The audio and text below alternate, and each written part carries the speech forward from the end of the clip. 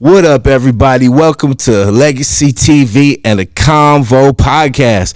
And man, it's a beautiful day, a very, very blessed day, because right here in front of me, I have, in my eyes, the best mixed martial arts coach and also one of the best fighters that ever lived.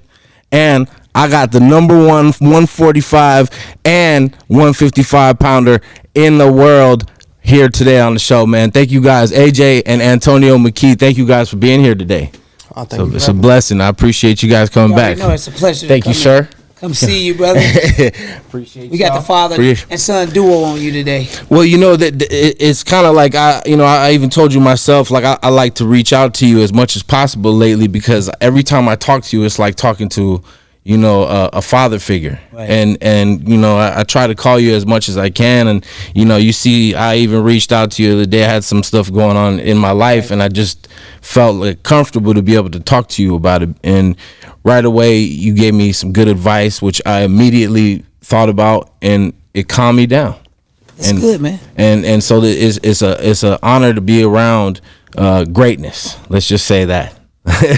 So boys, tell me what's been going on lately. How's everything going? I know last time we talked, there was really no fight, nothing coming up, and lately you guys were just training, and I've seen something recently on social media that had happened at your house, which I don't want to get too deep into it if you don't want to talk about, but just seeing you talk on Instagram, I've seen a lot of outpouring people talking to you, and the message that you were relaying, I could totally relate to myself. So that was also one of the things I wanted to talk about. And I wanted to ask AJ that too, especially because AJ is getting to a point where he's very, very popular as well. And, not to touch on it too much, but when you come from a life of,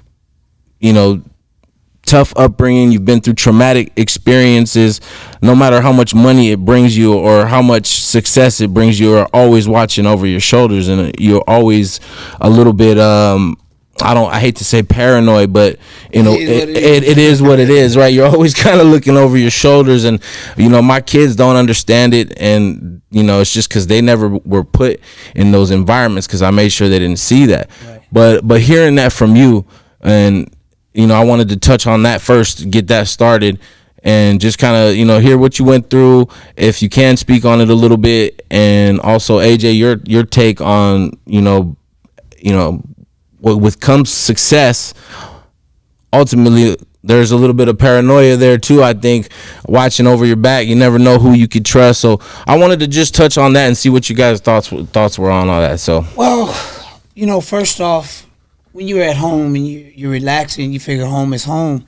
Unfortunately, this situation, I was at home relaxing, and a neighbor across the street that we all kind of, it's like 5 or 6 houses, we all just kind of nod and speak to each other every day.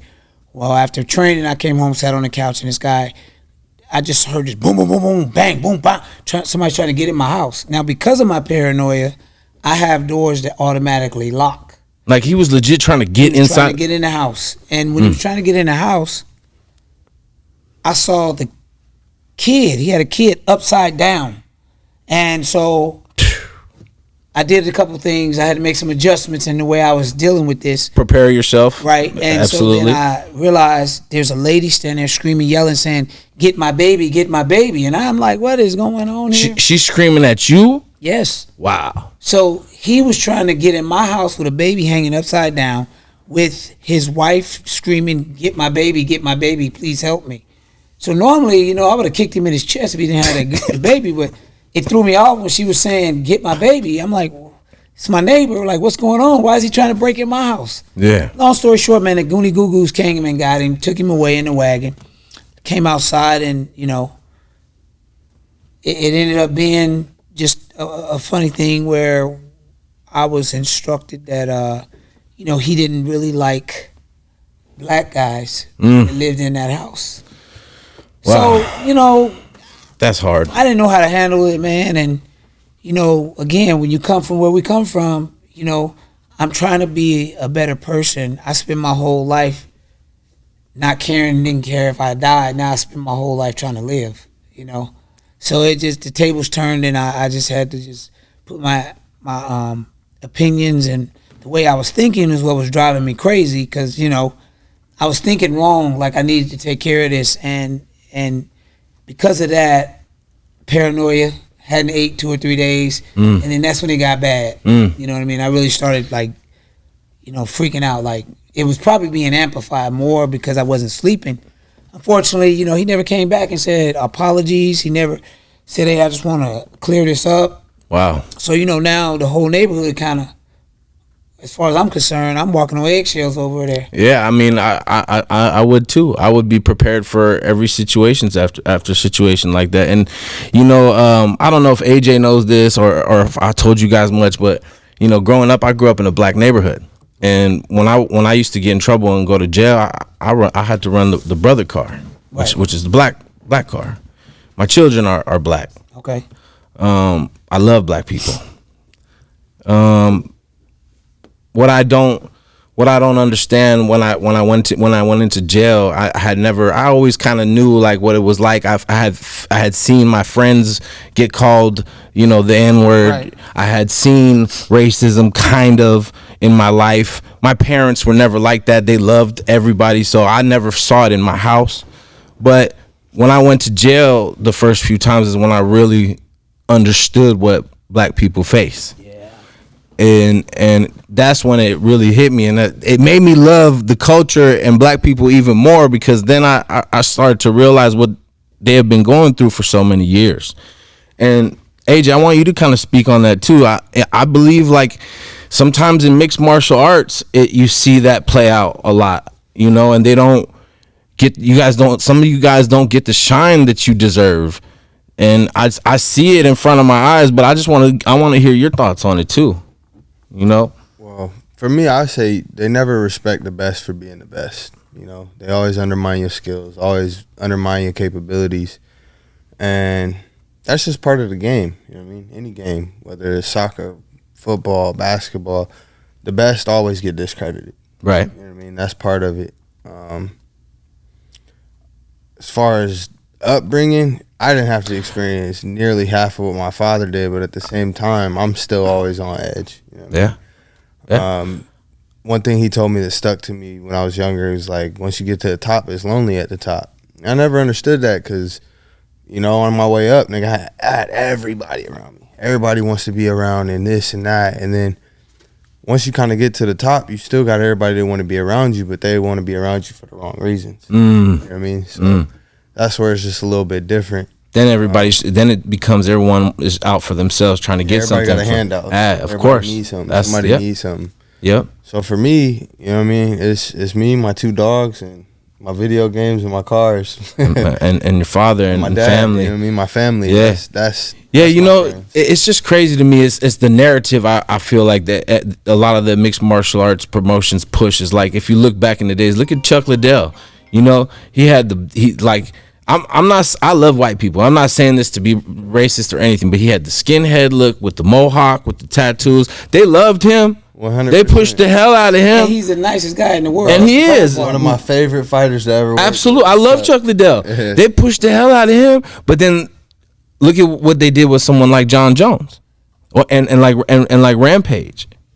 You know, I didn't see that same push for them. You know what, man? I'll be honest with you. It's really sad, but it's true. I had a Jewish guy say to me, black people don't support each other. That's why we're not interested in all the black talent. And I said, black people don't. And I started thinking about what he said. And he was right on the money.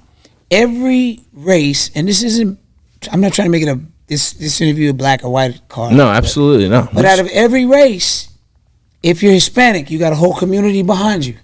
If you white, you got a whole white nation behind you. If you Mexican, you got pretty much every race, you've got that support. Right. Black people don't have the same support. No. And let's look at our fan base. Even though he's Afro-American, where are all the melanated people at?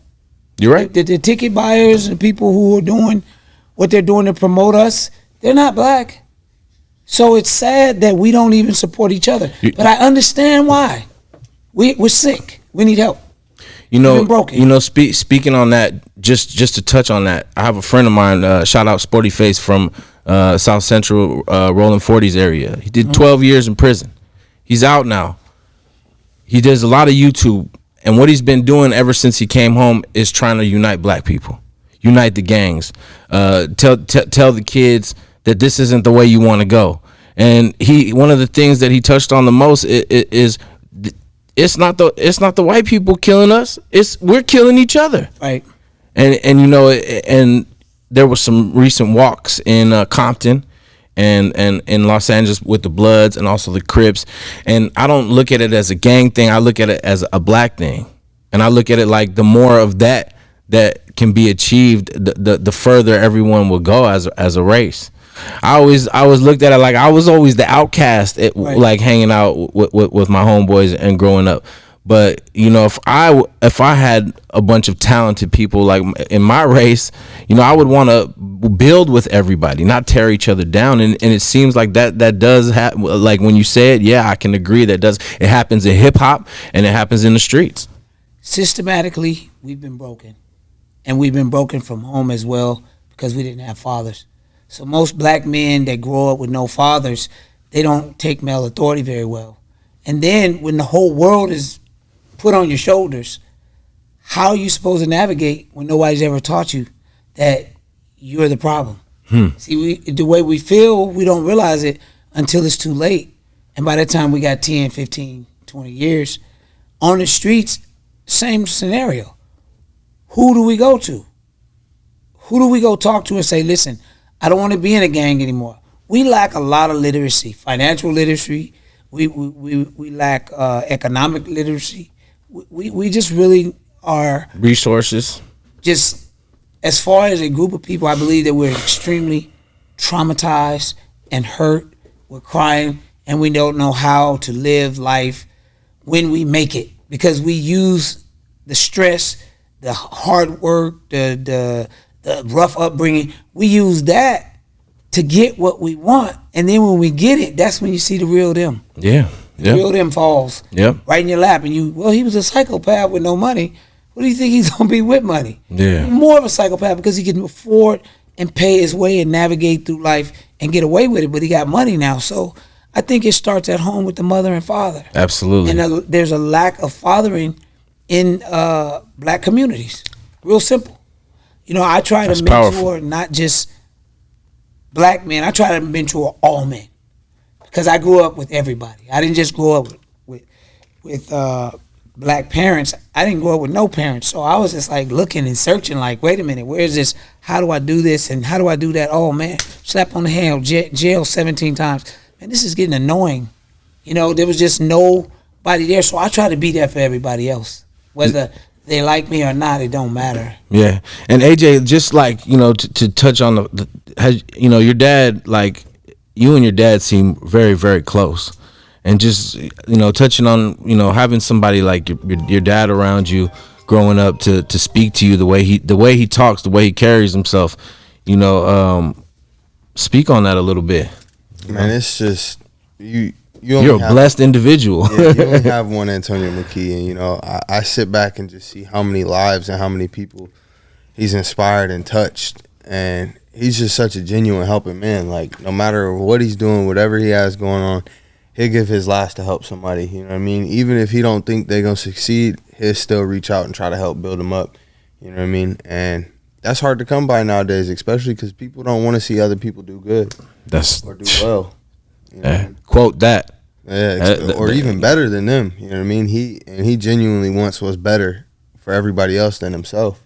He puts a lot of people before himself than him. That's the definition of a real one. And I gotta stop doing that. And a man of God. Well, like I know, but no, you're not, because at the end of the day, like I've been thinking about it a lot lately. How long do we live for? How much time do we have? What is it that you really want to accomplish while you're here? Because time is short. I've lost a lot of close friends to me recently. My age. I watched a 43-year-old friend of mine, same exact age. We used to hang out together. I watched him being carried in a gurney a week ago, and it hits me like, like, damn, man, this is just like that. We could be out of here. What is the purpose of your life? What are you doing here to help? And I believe like your son says is like, you know, there's certain individuals that people need to hear their voice, to get help from, because you, like I said, you're like a man of God, brother. You know, the things you speak and the way you treat people, you know, this is what we need more of in our communities, and you would see a lot better men, you know, like your son, for example, if they had the opportunity to be around someone like you. But a lot of people, we don't get that opportunity to meet Antonio McKee. We meet you know, Vato Loco on the corner, who, you know, you know, so it's like not everybody gets those, you know, opportunities to be around someone that's gonna help them and change their life. So, you know, it's really, like I say, it's one of my favorite stories in MMA to see you guys grow to where you guys are going, and to, you know, to see what's to come. And I feel like it's been so long like that, you know, because when you guys fight, it's a big deal. When AJ McKee steps out there, you know, it's a big deal, because it's like you guys are coming as a family. It's a big deal, and it's been a minute since you've been out there. And I was like, I told AJ last time he was up here, I was like, man, when you guys figure out who you're gonna fight, please come back up here. You guys we gotta talk about this one, because this is a big one. So like, you know, I don't want to, you know, get off the subject too much of, you know, God and all these beautiful things we were talking about, but AJ, like, your purpose, like, you know, I believe is you are one of the greatest fighters in the world, and you've been prepped to be that, and I believe you deserve that. And I heard through the grapevine, I don't know exactly the date and who the guy is, but can you let us know, like, who you're gonna fight and like what's going on? Did you get a fight? Like, I really want to know, because I saw some things in the media, but I'm not sure. Yeah, so we're locked in. It's October 19th. We're headed back out to Saudi, and the opponent's Irish Paul Hughes. Saudi Arabia? Yeah. Oh man, can I go? Can I be a water boy? I would love to come with y'all, man. Oh man, Saudi Arabia. That's Can you crazy. get a passport? Absolutely. I would love. Good? I'll be the water boy. Listen, I'll carry the water. I'll be his punching bag in the training room. Oh man. Okay, so that's good news. So okay, and that's a big event. So that's not just, I mean, you should be the main event, but there's also another big main event on that card, is Francis Ngannou. Yeah. And Cyborg. And Cyborg. And Chris Cyborg. Probably one of the biggest cards they put. This will be their biggest card. Yeah, for sure. Guaranteed. I feel like when I saw that Francis was fighting, I was like, oh, they have to put, like, you know, it doesn't make any other, why wouldn't they not have AJ on that card, right? So like they put together the best possible card, and I'm so excited for it. And this one's a pay-per-view, right? Yeah. Are we making some pay-per-view money this time? Hey, they plead the fifth on that one, folks. We're not speaking about that, but I hope you guys get a lot, because you guys deserve it. And it's about damn time, bro. It's about time you guys get. I mean, damn, what is it gonna take? This guy, I was looking up his record. He looks like he's a tough kid from Ireland. Another, you know, one like a wannabe Conor McGregor type of guy. He's a striker. He looks like coming off like 3 TKOs. I think he's 12-1. If I'm not mistaken? Was he a champion in the Cage Warriors? I believe so. Okay. Yeah, but he can't deal with what he's got coming ahead. Have you seen any of his fights? Just out of curiosity, when you got an opponent like this, does your dad sit down? Dad, do you sit down and watch the guys? Down. Yeah. I know. You guys watch together, or do you guys watch separate? I watch it. I don't watch. He could care less, but I sit back and I look at natural movement, natural how he reacts, what he does, and I look at speed, flexibility, endurance, and then I go to work. I mean, I've been doing this for a long time, almost 25 years. You got the recipe. So it's real easy for me. I'm really unique. I'm not like most coaches. And I think when people experience the relationship, when I'm involved with them and I emotionally open up to them, it's a whole nother level of training. You know, you can have two athletes. One guy can go train at UFC Performance Center, and you got another guy, and in the UFC Performance Center, he's got all the state-of-the-art equipment, heart monitor, he's got everything. And then you got this guy over here in the garage. You got Rocky and Drago, basically. What you can't give the person with all this high-tech equipment is you can't give them that fighting spirit. No. That's something that fighter has to tap into. Yeah. That coach has to be able to connect with them, and they become one when they're in the ring. So when he's in there, I know when he's tired. Yeah. So I ask, are you okay? You tired? He says, no. Okay, good. That means he still got fire to go. You know? Hey, I got. First off, I gotta come watch y'all one day when he's coaching you, because I just want to watch the way he coaches you. But is he just be straight up? Is he hard on you in the room? Because I seen you walking up the stairs. Like some days, like, because I trained my son too, but my son's young still. He hasn't had no fights or nothing like that. But the dynamic between you guys, like, you don't speak back. You just, what he says goes and you do it. Pretty much. That's why I don't really watch footage, none of that. You know what I mean? I just kind of, I'm gonna go fight. You got the full. He fights hard though, man. He's the kind of we person know that I have to tell him to chill out. Like, he's seen that his whole life. I remember when he was a little kid, and I used to be dripping wet with sweat training with Randy, Tito Ortiz, and Rampage.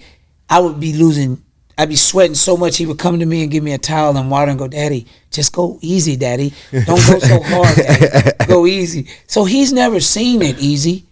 I've always overworked, to deliver. You remember all that? You got to remember all this stuff. I remember, yeah.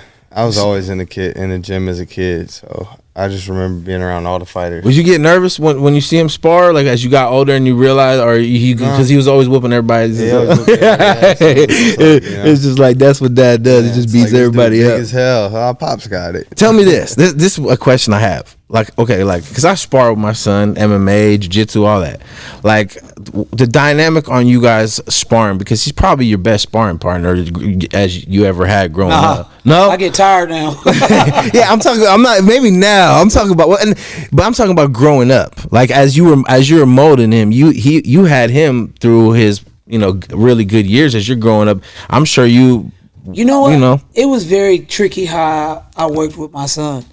At first, I let him do everything to teach him to go for it, because I was such a different type of fighter in my era. So with him, I didn't want him to be that way. The first thing I wanted to teach him was how to beat a guy like me, right? Because I was so successful. But in that process, I was also learning more and more and more and more. So what I would do is always allow him to do stuff to me when we would train. I let him grapple-wise, I let him do this, let him do that, let him do this, but I would never let him submit me, right? Then he got good at submissions. So there was a couple fights where I was like, okay, let me just let him start to finish me now. And Rampage taught me a lot about this, how you can just do a little bit less to get more out of your fighter, right? So now I'm allowing him to get the submissions and tap me. Well, it worked because his confidence level in his submission game went through the roof, and he thought he was submitting everybody, right? Then it was, okay, now I'm not letting him get me in those positions. I'm not letting him submit me. I'm not letting him do anything. And in my mind, what he didn't know is I wasn't letting him when he thought I was letting him. And when I wasn't letting him, he was tapping me anyway. So now I'm humble now. I'm just like, look, if he wants to, man, he'll eat me alive. You know what I mean? Yeah. I probably got a good minute, and after that, it's over. Okay, now let's ask you, AJ, like, that's Dad's. I know I've gotten upset with my dad sometimes. There's some days that you're like, I'm gonna whoop my dad today. Nah, never. Wait, MMA is different than that shit. That's what different. Oh man, he got another gear if he want to go. We talked about that, like with Rampage, right? If you piss him off, he's gonna you'll feel that next level of strength. Plus, I feel like he's just got so much knowledge and wisdom. If you just allow him to roll and flow, like you can learn so much. Exactly. He did something the other week. I don't know what it was, but we were just rolling, and then next thing you know, I was like, oh, let me put this over here and move out. And he just limboed my arm and flipped me to my back. And I was just like, how the hell did he do that? That was smooth. He got tricked. I just started laughing. Yeah, you know what I mean? as many years as he's been doing this, man, he's got a lot of things. There's probably situational and positional things that you don't even realize you do because you do so much stuff. That's kind of true. It's just natural. Exactly. You know. Yeah. I saw Khabib one time, and I rudely ran over there and grabbed it. Let's roll, Khabib, right now. And he looked at me, and I was like, and he looked around. He saw there was nobody in there, but really the Russians and me and another fighter. Okay, we started rolling. And then I was like, okay, I'm getting a little tired. I decided, no, brother, we keep going. I was like, oh, shit. But you know what? I've done a lot. I've been doing this for a long time. Self-taught in the beginning, and then having to work with my son. Like, he's so talented, I can't teach him everything now. I have to bring and hire people to come in and show certain things. And I watch him, and I kind of watch the fight and say, look, this is what I want to work on. And he retains that for the rest of his life. So that's priceless to me, you know. And that's another level of love and respect, and I give you the most respect for that because that's your son, and I think a lot of coaches try to kind of hog their fighter, right? And they want all the attention for them, and for you to say that no, like if I can't give it to him, I'm gonna get it for him. I'm gonna. Oh, absolutely. That shows like and pay top dollar. See that's like really helping somebody achieve their goals because, yeah, you can't always give everything to a person. As much knowledge as you have in MMA, I know you have a lot, but there's certain little things that one person might be better at that you can pass on to them, and why not? That's being a martial artist. Yeah, I believe God too also has a role, and then when I say God, I'm not talking about the physical God. I'm talking about the spiritual, mental God. That's there. That's also a part of who I am. A lot of people don't really understand when you start talking God and you start talking spiritual. It's a whole nother level of training, and so he doesn't have to train as hard as he used to. He's already got the spirit in him now to fight. You know what I mean? Now we're just sharpening up the God in him, making it better and better and better and better and better to where he has to lose his losses to another God. And when I say God, people, it's a state of mind. It's not the physical God. Absolutely. There's only one. Absolutely. Yahweh. Absolutely. So there's many gods throughout the scriptures and throughout life and history. So when it comes to that, I'm talking about the God, the spiritual side. And I just, man, it sucks because it's my son. So when I'm bragging, everybody, oh yeah, you would say it about your son. I just say, listen, go Google AJ McKee. Yeah. All his fights are highlight reels. They are. Facts. That's a fact. That's not like you just saying it because it's your son. It's the truth. Well, when we first started, I remember that was my son, and that hurt the most. We were offered a 3-fight deal, $1,500 to show, $1,500 to win. And I'm working with fighters that are getting 10 flat. 15 flat, 50 flat, 25 flat. And out of respect, you give my son $1,500. It's crazy. But you know what? I was humble. Yeah. That hurt. That was probably the most pain I ever felt in MMA, was when they looked at me, looked at my son and said, okay, we'll give him a 3-fight deal. We'll bring him in at $1,500 flat. And then another $1,500 if he wins. When I'm watching you give guys that never fought before $10,000. 15,000, 20,000. That hurt the most. And I said, listen, I understand. I know what this is about. I'm not tripping. But when we prove to you how good he is and how great he will be, I want to have another meeting. We had another meeting. Absolutely. And more meetings and after that. he finished everybody in the tournament in the first round. Yeah, I'm like, did. Come on, man, you still calling my son a prospect. After I told him I was going to finish. And we said it. Starched everybody. Said ain't nobody going past the first round. He told me first. Yeah. I ain't gonna tell him how I found out, but he told me first. He said, "Dad, I'm finishing everybody." And he did. He did it. Yeah, he did exactly what he said he was gonna do. One fight made it out of the first. Yeah, but you starched everybody, bro. Like who was more exciting than AJ? So you know, in that promotion, you tell me why. The whole time I was looking at him, like, first off, I'm like, AJ needs to fight in like the best guy. He's the best. I've not, and then knowing the pedigree of, like, you and the wrestling and all, I'm like, he'll beat everybody in the UFC as well. So that's my immediate thoughts. And then, you know, it's just like, I don't get it. I don't understand how you didn't get as much shine as you deserved. The run that he had to, and then like we talked about it on the show we did together. He knocked out dude and then choked him out. He finished him twice. I mean, what else do you want from him? Like the guy has proved his point, and then you right now, like you could do 155. I don't see anybody like you could starch them too. We talked about the wrestling being a little bit of a difference, but I honestly don't. I think either weight class, you know, you would rise to the occasion.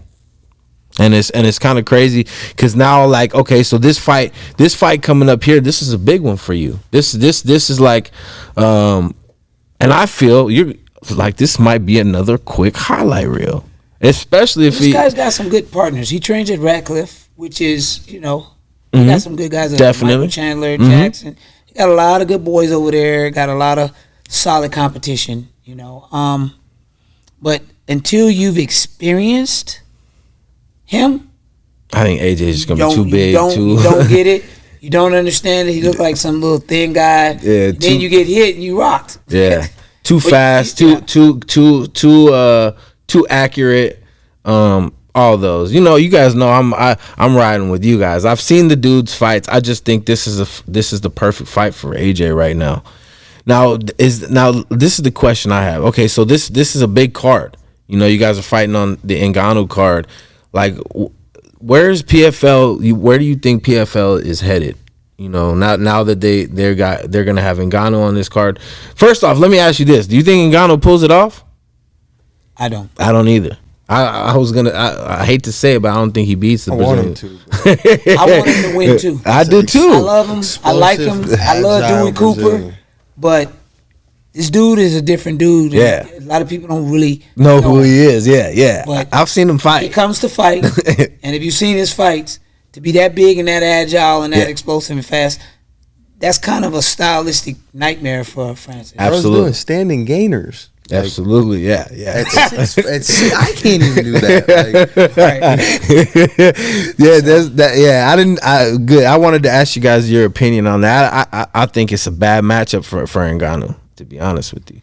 But okay, but this guy that you guys got against you beat this guy. There's no belt on the line for this. There's nothing like what's going on, like the belt situation. Because I know that's always in the thought process, right? Well, yeah. I mean, Usman's the 155-pound champ for Bellator. He's the biggest name out of Bellator, right? Yeah. I mean, there's nobody that you would really want to fight in there besides him, right? Title, yeah. Title. What do you think about that fight? That's next. After this, that's next in Dubai. Yeah, That'll so be we went down to Diego. That gives you like the yeah. That's okay. So potentially, just I know you got this. No, it's locked in. This fight's gonna happen. I feel like I know how this fight is gonna go. I feel like you guys know how this fight's gonna go. Then Usman, just to talk about him a little bit. I seen his fight. He looks pretty good on the feet too. Everybody says he's a little like you know all the Dagestani guys are all wrestlers. He doesn't look bad on the feet.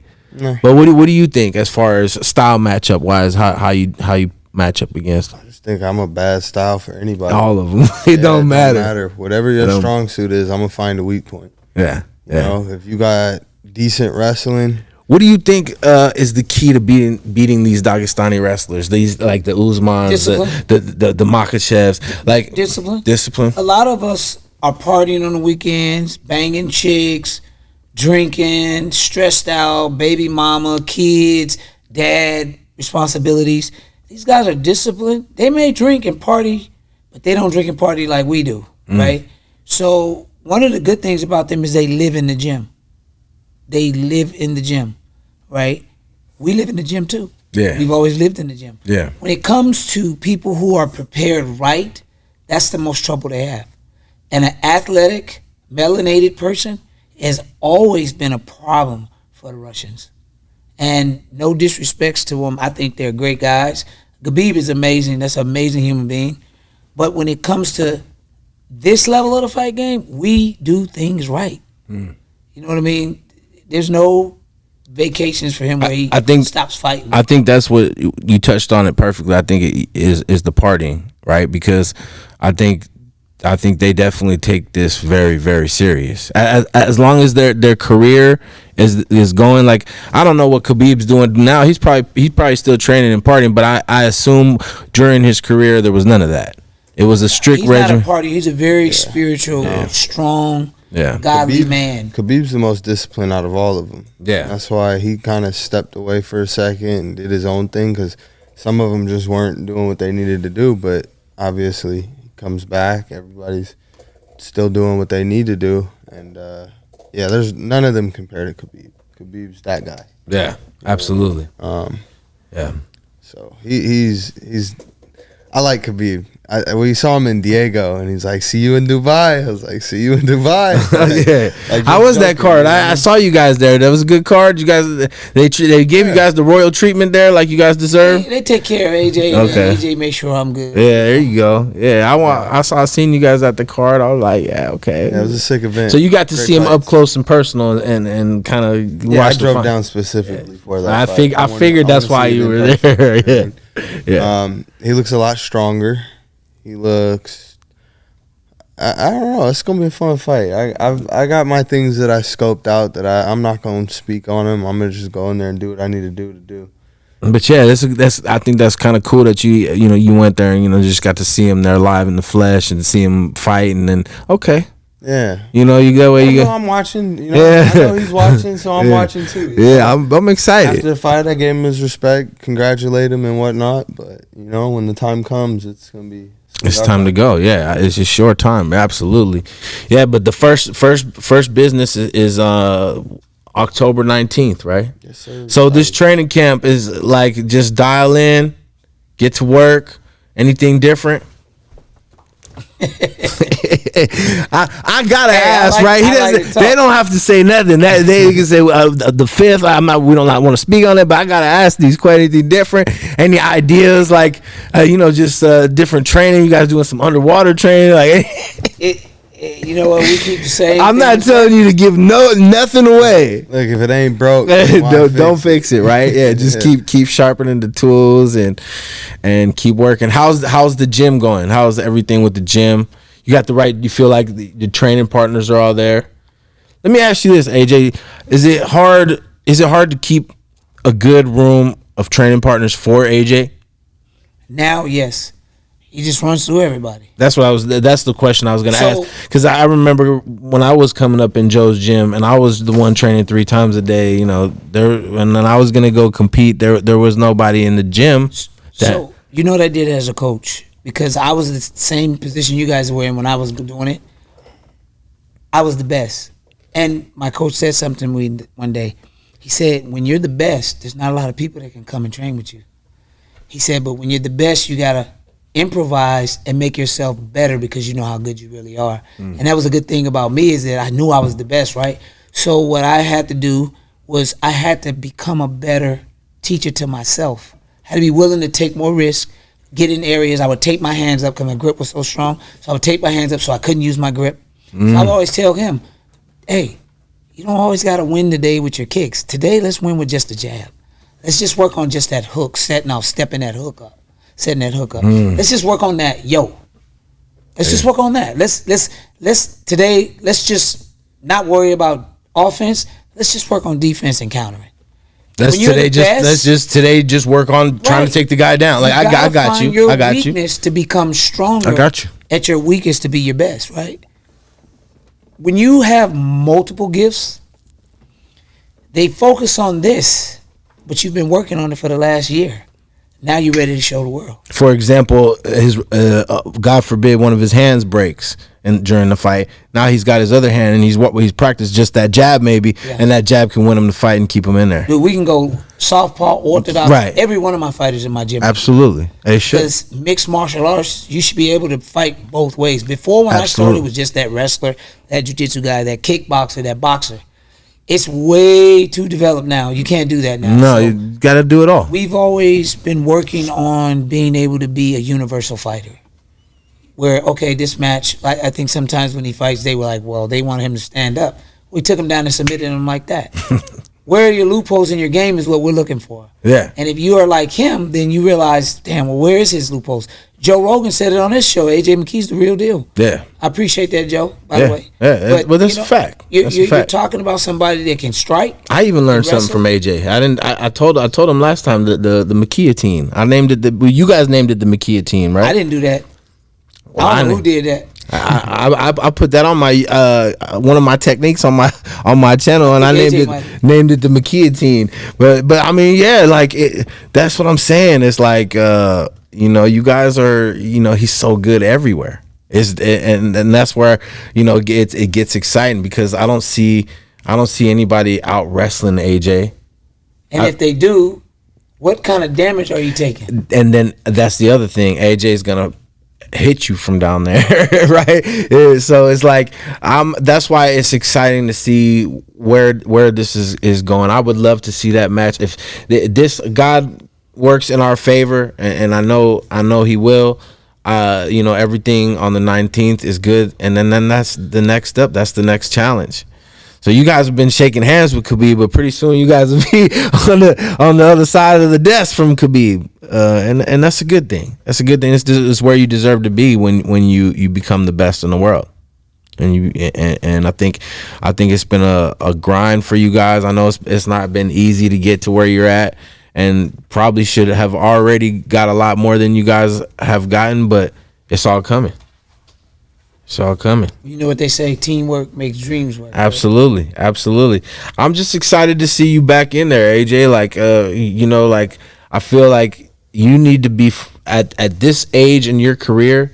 This is the time.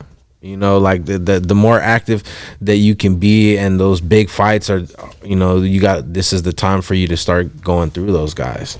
You're just getting your prime now, right? I mean, how old are you right now? 29. Yeah. Ooh, wait.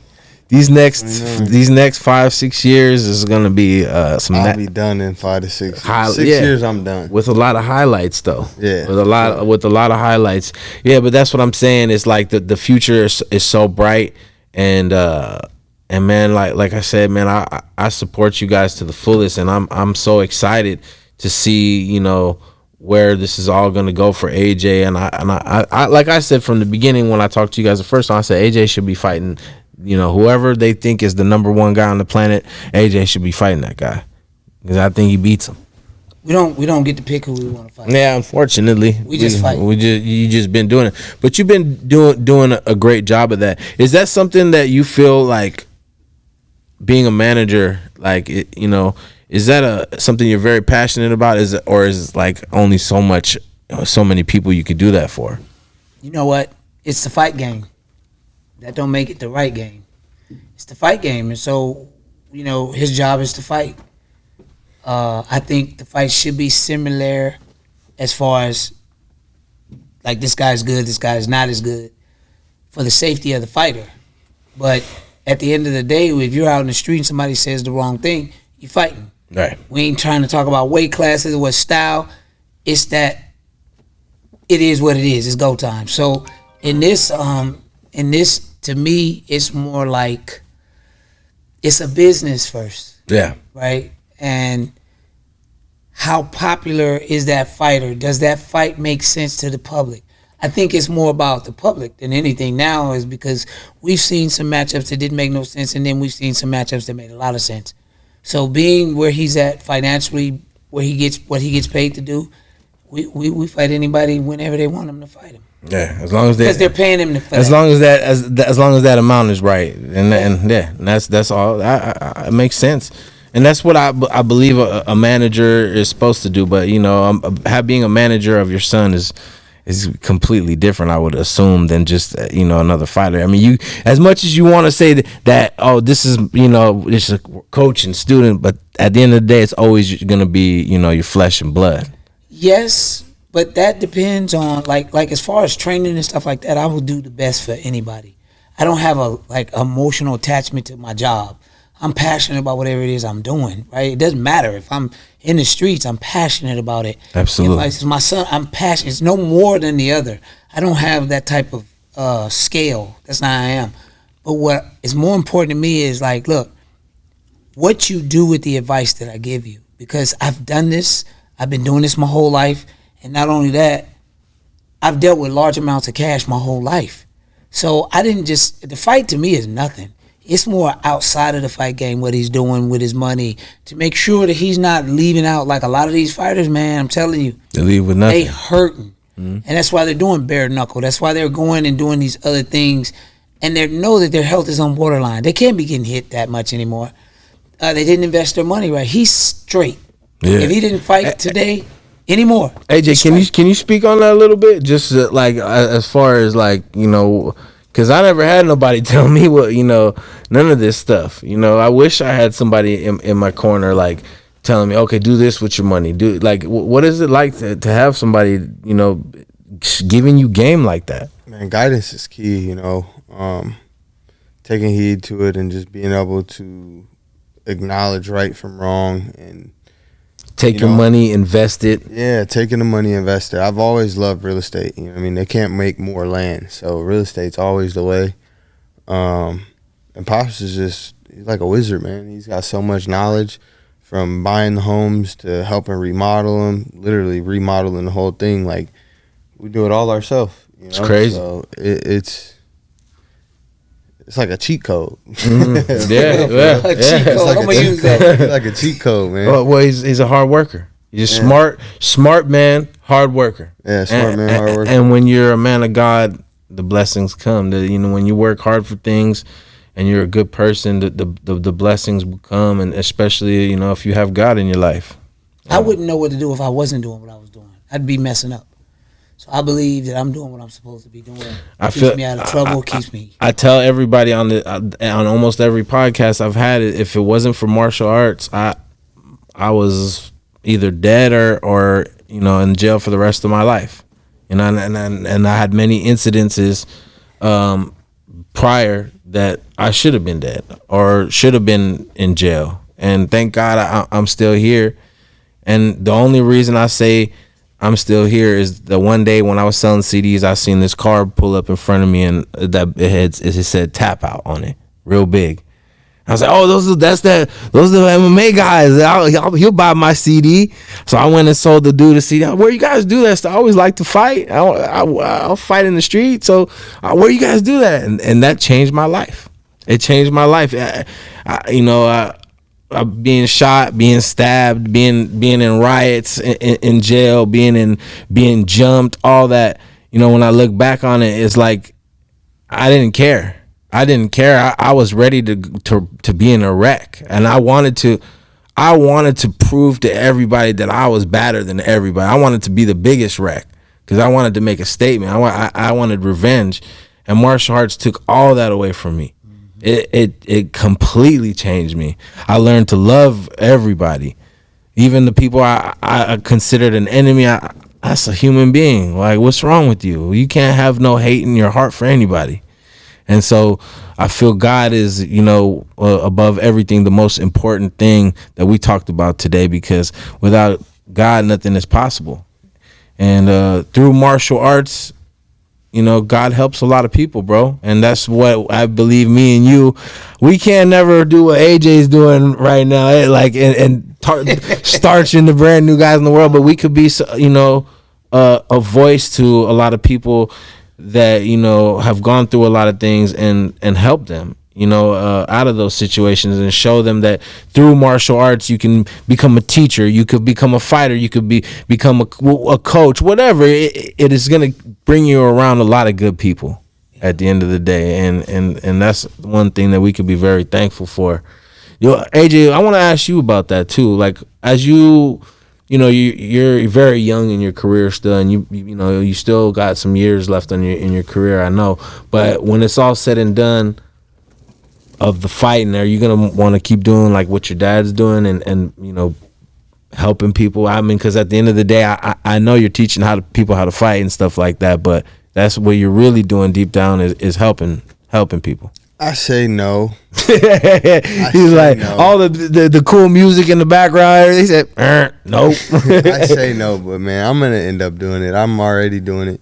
You know, I allow a lot of the guys to come over, come stay at my house, kind of just kick it and chill, be around me. And then, dude, he's tough love, bro. Yeah, I bet he be wilding out, man. I bet. Oh, you want to hang around me? Stop talking to him like that. Nah, man, bro. The way I grew up in the gym, the way these niggas got it is, there's no comparison, bro. They got it easy, right? Yeah, I be telling a story. They with him, they don't got nothing. Not with him, right? Because they not getting hog tied. They not getting their ass whooped. They get verbally abused. That's it. Get up. They ain't doing what he was doing either. Yeah. He pushed the edge on everything. Yeah. He thought he could beat up everybody. He was only 4 feet. Hey, I'm with the business, boy. You know oh man, he got a good heart, but man, the way he delivered the message. Yeah, rough sometimes. If you want to be around me, you better have tough skin. Gotta have tough skin, man. Yeah, because especially in this sport, because it's cut and dry. Care about your feelings? Nah, hell your no. Feelings, those is out the window. You better get punched. Yeah, that's what I'm naming my new album. It's gonna be called No Feelings. No feelings. No feelings. Sometimes somebody, one of my friends said the other day, man, because my friend had passed, and he's like, I was looking at me, he's like, you ain't cried or nothing. I haven't. He's like, man, the look on your face is like, it's like you just no feelings, man. Like, damn, like man, after you've seen this over and over and over and over, and you know, I hate to say something negative, but I had a cousin of mine that was 1 year old, never did nothing wrong, never committed no crime. Baby was just sick. There was nothing they could do about it. Took it to all kinds of different hospitals. When I watched, like them pull the cords out of this little baby and the baby passed away, and I watched it with my eyes, like he took the last couple of breaths because they were keeping it alive. I mean, it's like there's not much you can show me that's gonna make me like, tear up anymore. I feel like, I've come to grips with what this life is, and we're all gonna see that one day, so. Life is short, and what you make of the time you have here is what counts, and what legacy you leave behind. And one thing for sure, the McKees, they're etched in stone in mixed martial arts. Try to keep it that way, man. That's it. I prepare him, though. I always tell him, hey, son, one day I'm not going to be here. Man. I gotta learn this. Yeah, man. don't say that, though. We need you. No, but you know what? Yeah. It's to prepare him for that day. But that's why it's important, like I have such a good relationship with my son. Like we just like. I think about it. I still ain't gonna be prepared, bro. I'm fucked up. You know what I mean? Well, well, you can never be prepared for that. Yeah. But he knows, like, man, my dad. If there is a heaven, if there's anything like that, he made it. He's the, yeah. He made it. You know what I mean? I was a tyrant, and man, my daddy probably in the worst place he could possibly be in. He knows that, like, all the good things I did, and now he'll see and hear the voice of me more, and I try to tell him to hear it now. Hear it now, because now you can respond to it when I'm gone. That's true. I'm getting better at saying I love you. Like that was my thing. How do you say that if you know what I mean? Let me just show you. I don't know how to express myself. I have the same like problem, brother. Same problem with my. It's hard for us to do. He's a good teacher too, because he'll hang up the phone before he hangs up and say, "All right, Dad, see you later. All right, I love you." And it's getting easier and easier to say I love you. But now, I'm trying to find my relationship with my daughter like that. And, just it's not easy. Grow up hard, it's not easy being a father, period. It has its goods and it has its bads. Absolutely. And I try to take from the good more so than the bad, which means I got to change a lot of things. Yeah, I mean, we're not perfect. We're, that's one thing for sure. None of us are. Nobody is. We make mistakes too, and not always are we going to see eye to eye with our children, but ultimately the one thing that they got to understand is that we want the best for them. Right. And we want to see them succeed more than we want to succeed for ourselves. Yeah. I tell them all the time, critique me. You see me doing something wrong? Say, Pops. We go out and eat sometimes, the conversation get crazy. You like, damn, Dad, not at the table. I'm like, Dad, always eating and the same conversations come up. I be like, yo. We're not talking about this tonight, Bob. Yeah. Hey. It's You know when you get older, you start saying the same stuff over and over and over again. I ain't got no new stories. I got nothing else to talk about, son. The booty jokes. Bro, we had to stop that. All right, yeah, no more booty jokes. Bring it out. All right, man. This is you guys are great. Let me ask you a question, AJ. Your dad had told me to ask you this a while back when he first did our first podcast, and I forgot to ask you, what is pain? Pain is your friend.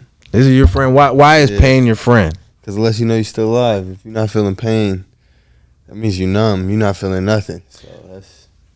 I think that's a really big subject because I think a lot of people deal with pain daily and lots of different kinds of pain.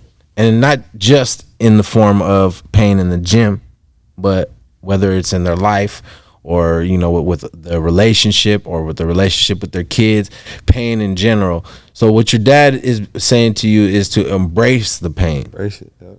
And make it your best friend. And why make it? I know, but tell them, please. Why do we need to be comfortable with pain, as to grow as a human being?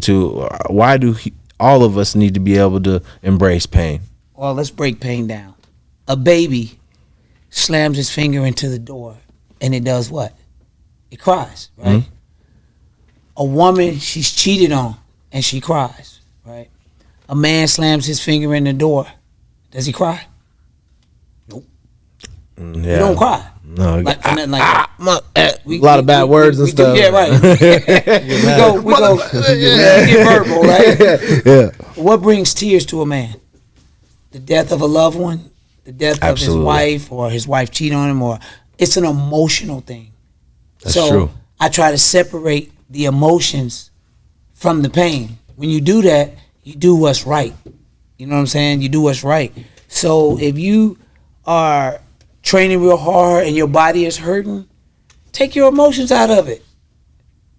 If you take your emotions out of it, you can get past it. But if you sit and dwell on it, I should be, then it doesn't work. So I always told them, I said, pain is your best friend, let you know you're still alive.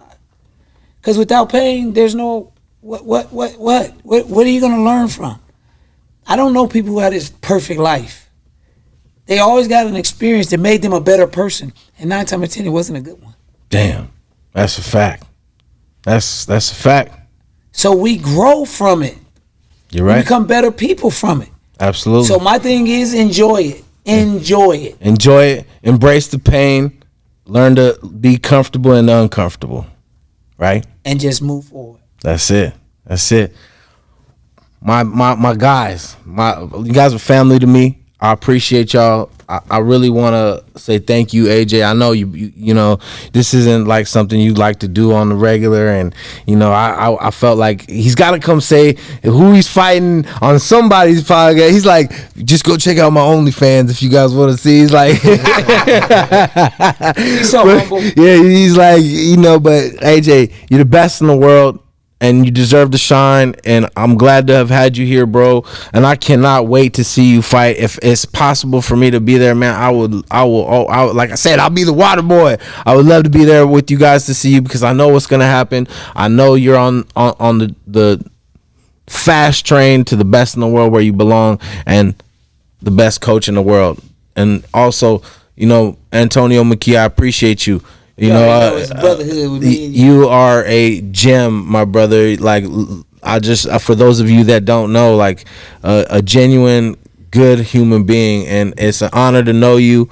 And you know, I feel like if I ever really had something wrong in my life, I know who to call because I would get the best advice, and I would be talking to somebody that knows what they're talking about, that's got a lot of game to give.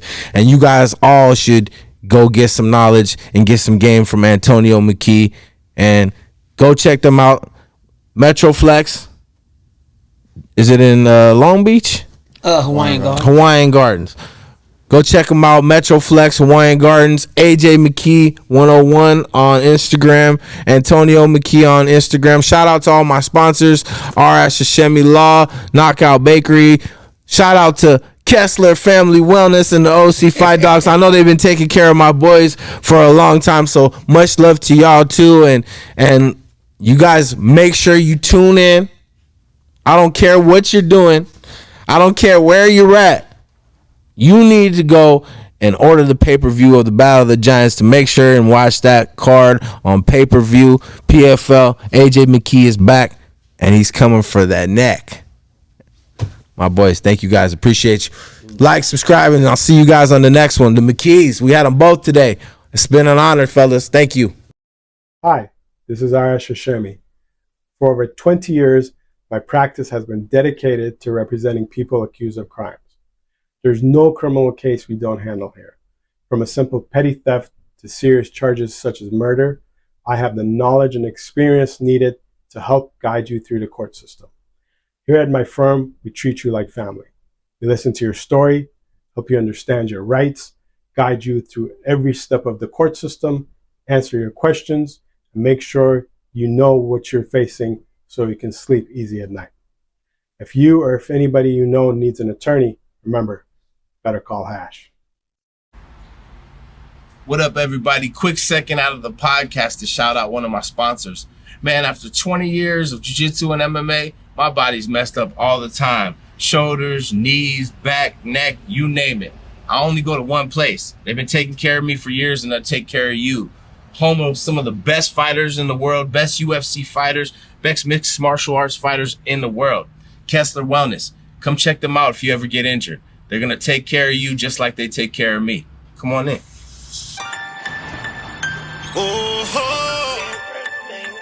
Hating on me. Hey. And I know it. Watching everything that I do. Shout out to the homeboy Damo and Big Joker, Big Box.